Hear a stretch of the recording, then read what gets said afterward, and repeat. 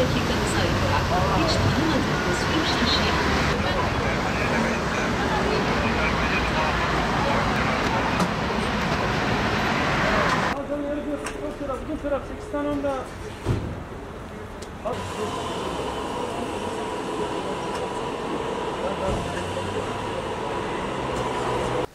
Batı'nın öteden beri yaptığı bir iş bu. Fakat son dönemlerde bu gün geçtikçe artan bir durum. Bunun kabul edilemez bir durum olduğunu ifade ediyorum. Bu daha çok Fransız Cumhurbaşkanı Macron'la başlayan, sonra Almanya'da devam eden, böyle sanki bulaşıcı hastalık gibi Avrupa'nın çeşitli ülkelerinde bunları görebiliyoruz. Bunda biz planlı ve sistemli bir İslam düşmanlığının toplumuna giderek yaygınlaştırmak amacı güttüğüne inanıyorum ben. Buna nereden vardınız bu kanıya diye soracak olursanız, işte sevgili Peygamberimiz sallallahu aleyhi ve selleme yönelik bu kötü karikatürler neredeyse yayınlanalı 5 yıl olmuş. 2015 yılında yayınlanmış. Toplum tarafından unutulmuş, İslam toplumu tarafından unutulmuş, kendi toplumu tarafından unutulmuş olan bir konuyu özellikle Müslüman gençlerin, çocukların okumuş olduğu okullarda bir de düşünce özgürlüğü adı altında yeniden gündeme getirilmesi, bunun sistemli olarak çalışıldığının net bir örneği. Dolayısıyla bunun başka ne sebebi var? Başka ben bir sebebini daha görüyorum.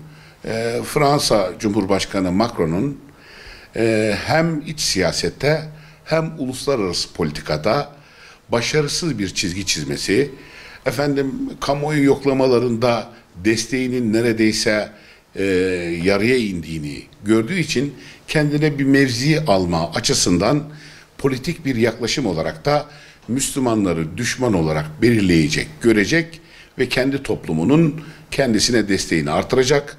Uluslararası alanda da bu başarısızlıkların üstünü örtmek için yapmış olduğu bir kılıf olarak görüyorum.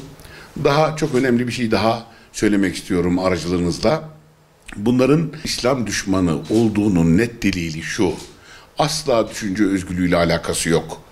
Diyanet İşleri Başkanlığımız Avrupa'da, Türkiye Cumhuriyetlerde, Kıbrıs'ta yaşayan vatandaşlarımızın hem çocuklarının din eğitimi hem de o vatandaşlarımıza din hizmeti sunmak için sınavla seçkin din görevlilerimizi gönderiyor.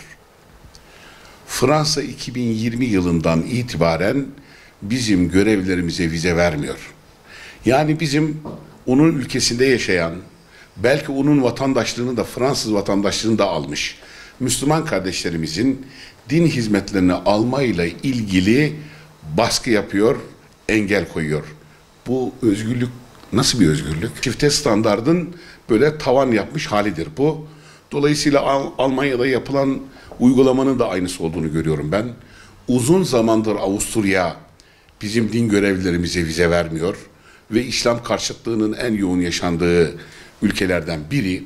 Fakat biz bu arı duru bize gönderilmiş, Efendimiz sallallahu aleyhi ve sellemle örneklenerek yaşanmış olan bu İslam dinini biz kim ne yaparsa yapsın en güzel şekilde yaşamaya, yaşatmaya, anlatmaya, gençlerimize, çocuklarımıza öğretmeye devam edeceğiz. Biz tabii Müslümanlar olarak, ümmet olarak, Müslüman toplumlar olarak, ülke olarak ayrım yapmıyorum ben. Çünkü Müslümanlar aslında tek millettir. Eğer biz bunu başarabilsek birçok şeyi kendiliğinden çözmüş olacağız. Biz uzun yıllardır birbirimizle uğraşıyoruz. Şöyle bir bakın dünyaya, kaoslar, savaşlar, terörler vesaire savaşları hep Müslüman toplumların yaşadığı ülkelerde çıkıyor. Dolayısıyla bizim özümüze dönmemiz gerektiğini düşünüyorum. Bir olan Rabbimizin ve o dini bize gönderen, yaşamamıza en güzel örnekliği sunan Peygamber Efendimizin ümmeti olarak birlik beraberlik içerisinde olmamız gerekiyor. Ne acı ki bu ve benzeri İslam karşıtlığı politikalarını yapan Avrupalı bir takım siyasetçilere Müslüman toplumların bir takım diktatör liderleri de destek veriyor. En fazla bizi üzen o. Kendisine hakaret edene destek veren ülkeler var. Dolayısıyla bizim dinimizi önce yaşayıp sonra yaşatmaya ihtiyacımız var. Birlik beraberlik içerisinde olursak, geçmişte tarihimizde bunun çok güzel örnekleri var. O zaman değil İslam dinine dil uzatma, kendi alacağı kararları alırken bile acaba buna Müslüman ülkeler, bu Müslüman ülkelerin lideri pozisyonda olan ülkemiz ve Cumhurbaşkanımız ne der diye düşünürler, sorarlar, öyle karar alırlar. Şimdi tam tersi uygulanıyor. Bizim ülkelerimizde bir takım siyasal, sosyal, kültürel bir takım işlemler yapılırken maalesef acaba Amerika ne der, Avrupa Birliği ne der diye düşünerek davranıyoruz. Tam tersi olması gerektiğini düşünüyorum.